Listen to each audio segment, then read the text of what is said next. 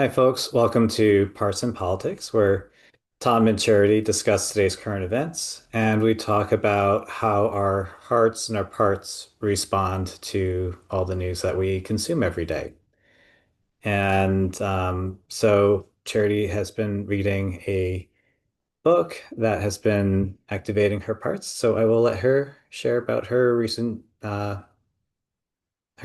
news, I guess. Yeah, so first of all, content warning that we're going to be talking about sexual abuse and sexual assault today as it relates to the Epstein Files, which is, of course, something that's really been in the news, or at least it had been in the news. It does feel like it's gone shockingly silent since the war started in Iran, which is what our other two podcasts so far were about. And, like we wondered about then, is that connected? Was it in some ways a distraction from the Epstein files? Because if so, it seems like it has really dropped out of the news. But I know certainly in my communities, it's still really top of people's minds and still really certainly top of my mind. However, if you're in a place, whether it's just today or this week or who knows, this decade, where, being with themes of sexual trauma or the Epstein case is not healthy for you, if it's not what's good for your parts, first and foremost, we want you to keep your parts safe and do whatever is needed for them. So you can go check out some of the other episodes, or you can go outside into nature, or go move your body in some way, or do something that feels good and nourishing for you. And the rest of you, if you're still here, feel free to continue on. So, the book that I started reading last night is Nobody's Girl by Virginia Jeffrey. And if you're not familiar, this is her memoir about her sexual trauma, both her childhood sexual trauma and then when she was still a child of 16, how she met Jeffrey Epstein and was then abused by him and Ghislaine Maxwell for a number of years after that. And if you're also not familiar with Virginia's story, she did die, gosh, when was that? Last year? Yeah, pretty recently. Yeah, maybe within the past year. This book was published posthumously, but let's see, in 2025. But she had completed it, and actually, she wrote an email to her publishers talking about how she wanted to make sure that this book was published if anything happened to her. And, we will never probably know the full truth of everything surrounding Jeffrey Epstein and all of the other predators in that circle, but she certainly had concerns that she could be killed. And so there are people who certainly wondered, did she actually die by suicide? But at any rate, I started reading this book last night, and you can see by my bookmark, I didn't get very far in because at some point I felt like, all right, I need to pause there. This isn't maybe, the best self-care right before bed. It's funny, totally by accident, I wore my reading is self-care shirt today, so that fits in with this theme, which, this book is not self-care in the way that we think of self-care as being like a way to comfort ourselves or nourish ourselves. But I think it can fit as self-care in another way, which is that sometimes our parts really need justice, they need validation, they need to know that they're not alone. And so, certainly, if you are a survivor, or maybe you have a relationship with someone who's a survivor of sexual trauma, this book could be self-care in that way, and helping you know that you're not alone, and validating your experiences, and in thinking about the justice that she really did fight so hard for her entire life. Um, it's really inspiring in that way, but it's also a really heavy book. And as I was reflecting on what was so heavy for me, and everyone's experience will be different. And again, I'm not that far into the book. But what was really heavy for me was how much she was not believed in her life. And she was sexually abused starting as a young child by her father, and then by one of her father's friends, and by multiple other people in her life. And really never had the experience in her childhood of being believed.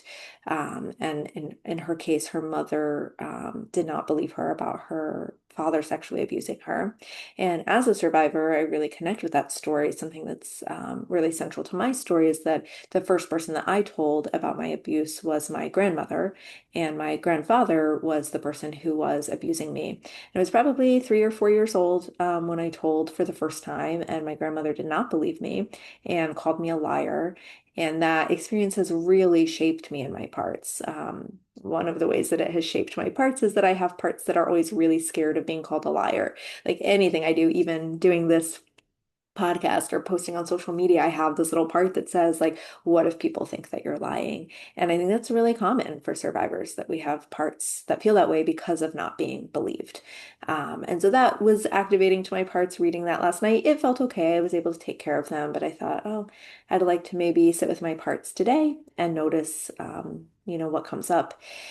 And then before we check in with my parts, I really wanted to just share a little bit why I think people aren't believed, just in case that has been your experience, or maybe you actually yourself struggle to believe survivors sometimes. Something that really infuriates me, but I hear it a lot is when I tell people what I do. So I haven't said yet, well, you might know, but I'm a therapist, but the people that I've worked with always have been survivors of sexual trauma.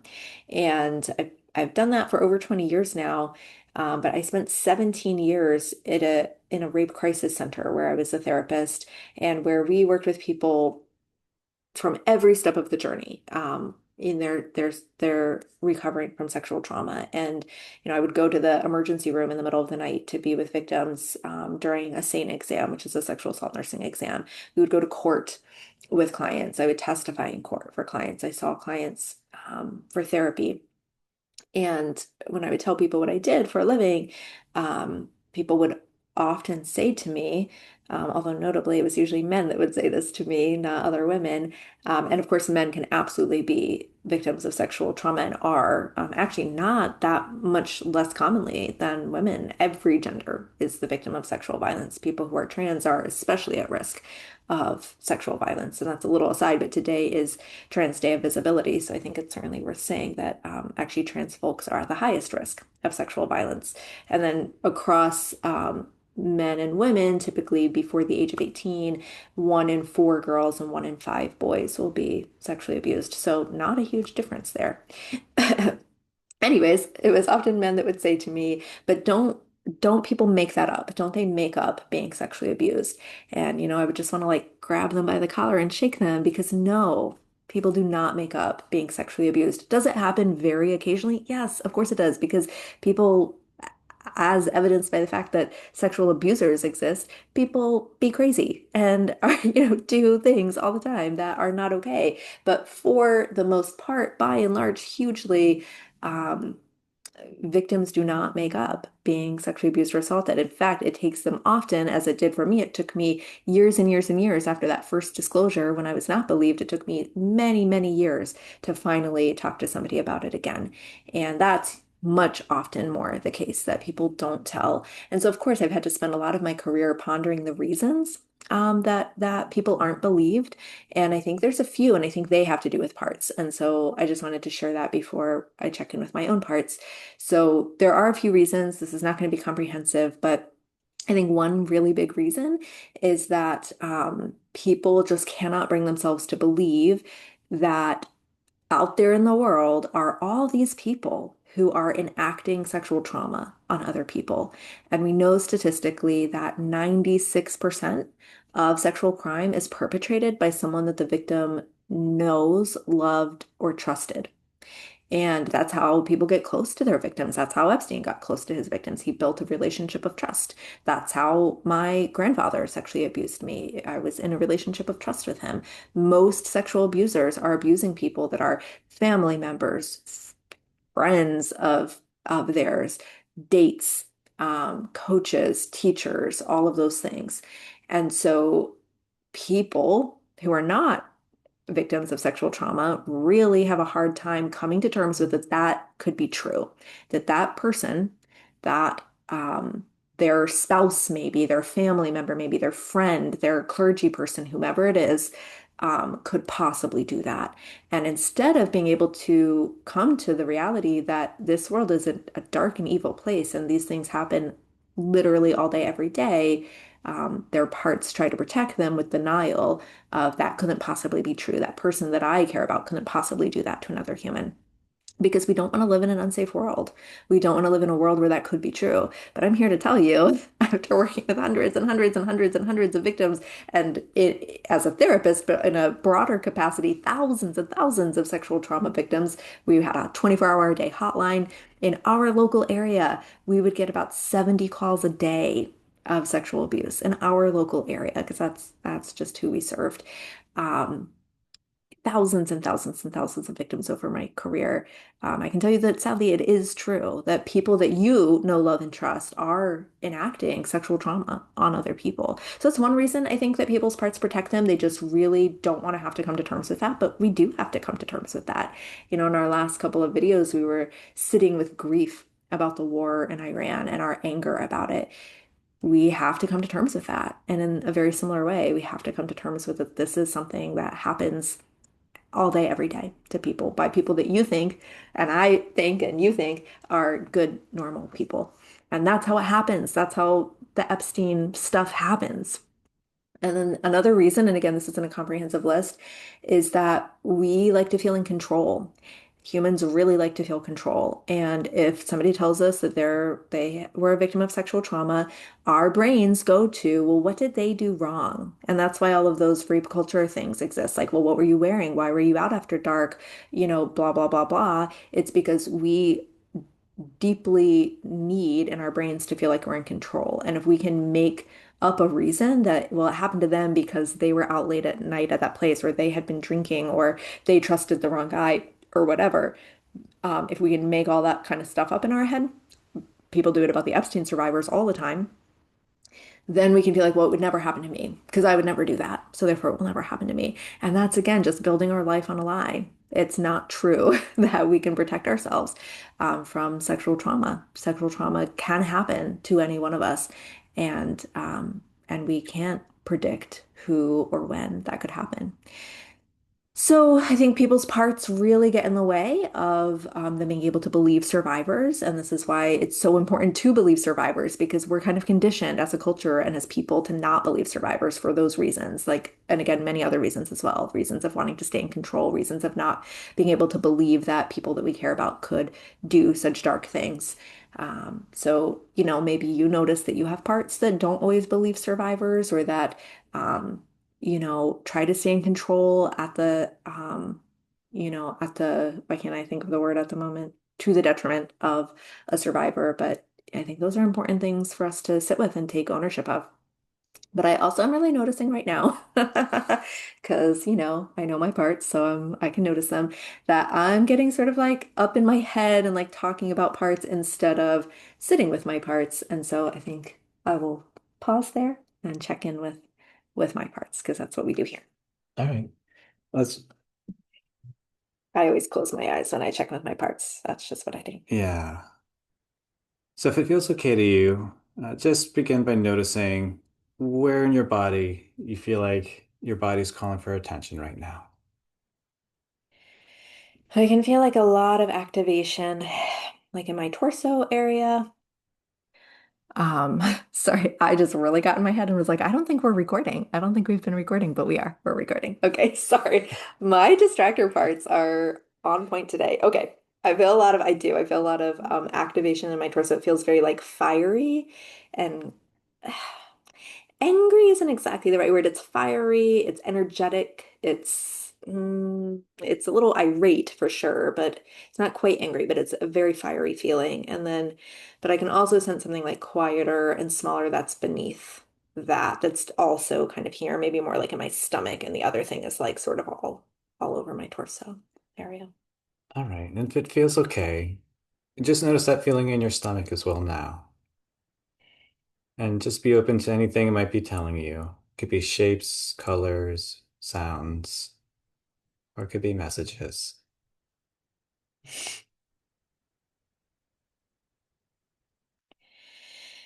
Well, I do notice a lot of colors actually about this like more active feeling. It feels like fire colors. It feels like or it looks like scribbled drawing, like a crayon of like red and yellow, like flames, but just like scribbled.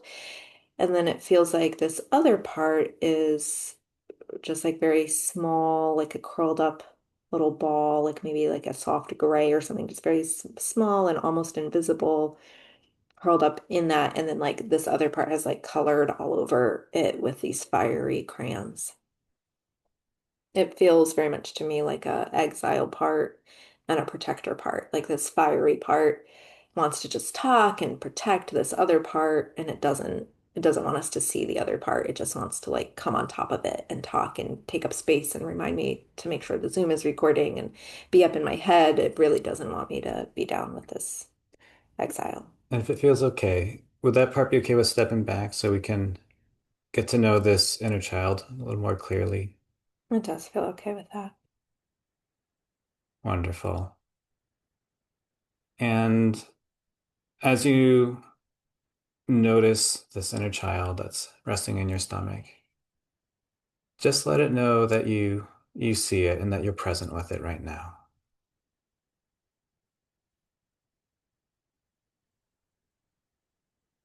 And I'm just curious how it's responding to that information about your presence.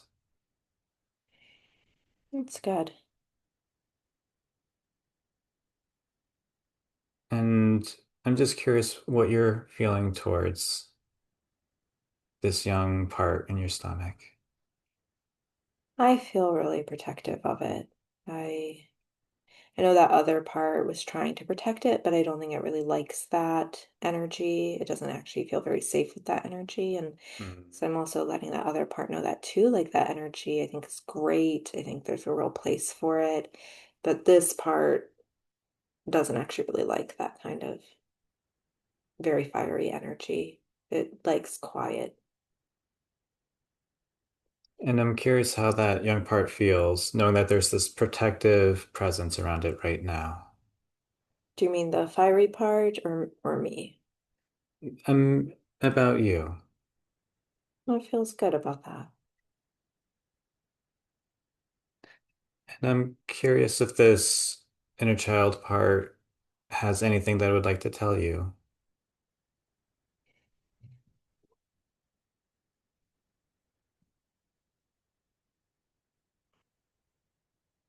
It just doesn't want its voice to get lost and all the loudness that the other part makes.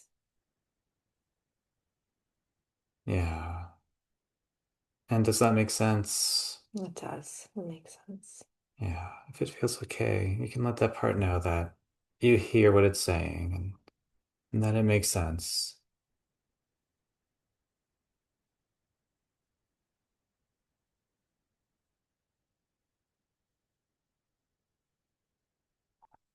And I'm curious how that part is responding to that. It feels good about that. It feels like it can relax a little bit more. If it feels okay, you could ask if there's anything else that it would like from you.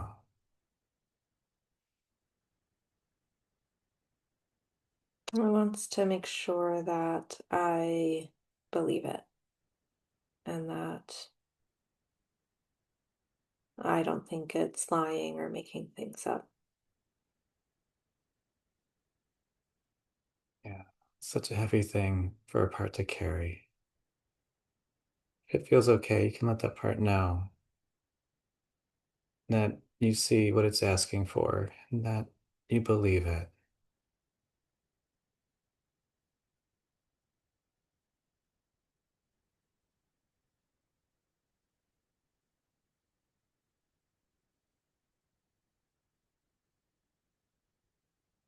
And I'm curious how that part is responding to that. But I want to give it the containment hug. That's a wonderful idea.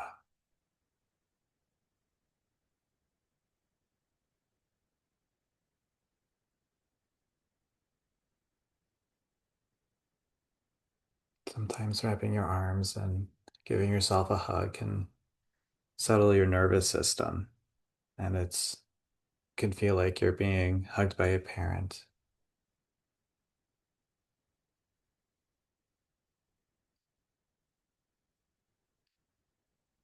And I'm curious if you'd like to spend more time hugging this young child part. feel ready to keep going. And if it feels okay, you can let that child part know that it can always ask for a hug.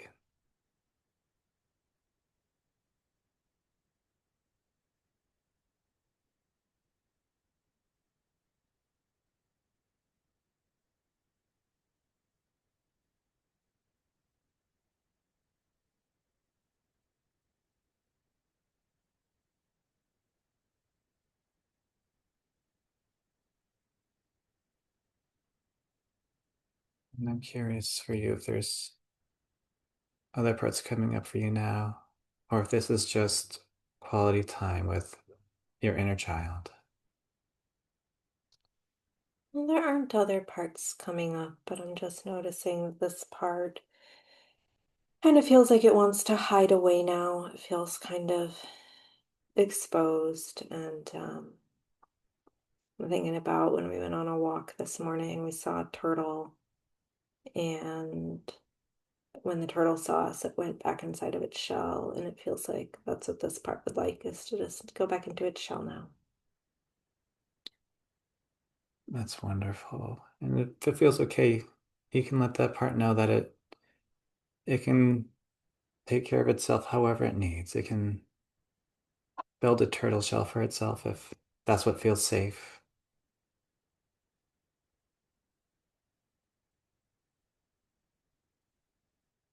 And if it feels good, you can even visualize what that turtle shell looks like.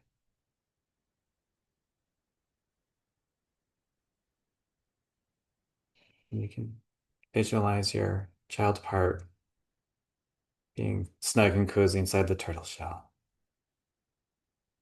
if that feels good to you. And I'm curious how the inner child part is feeling right now. Feels calm.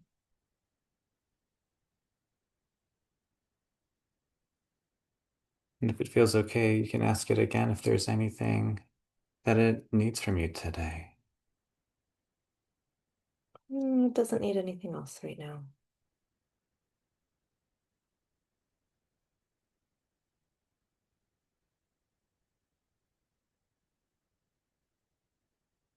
Thank you for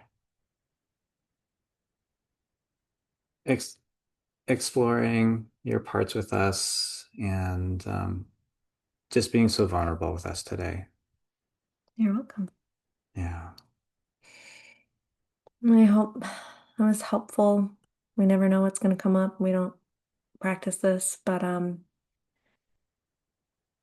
glad that both an exile and a protector part came up because that's how our parts often function together. So I hope that's useful for you to check in with your own parts, to maybe learn a little bit more about parts, but also to hold space, whether you're a survivor or have a loved one who's a survivor, or just have been impacted by, what's both in the news and what is glaringly obviously not in the news, about the Epstein files. Um, that you can hold space with yourself and your parts and whatever you need with that. You can always reach out to Tom for parts coaching. Thanks, babe. All right, folks, stay safe. Yeah, take good care. Bye.